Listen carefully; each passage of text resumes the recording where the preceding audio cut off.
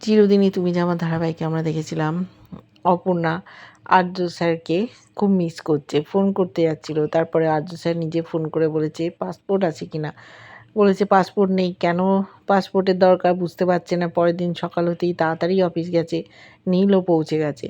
ও গণেশ দাদাকে একটা গোলাপ দিয়েছিল, নীল ভাবছে ওর জন্য।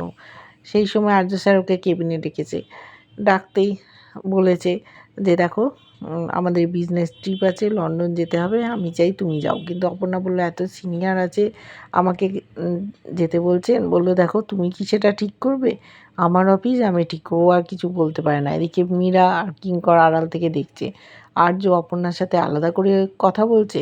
এটা ওরা মেনে নিতে পারছে না। ভেবেছিল এক প্ল্যান, হয়ে গেল অন্য আরেক প্ল্যান।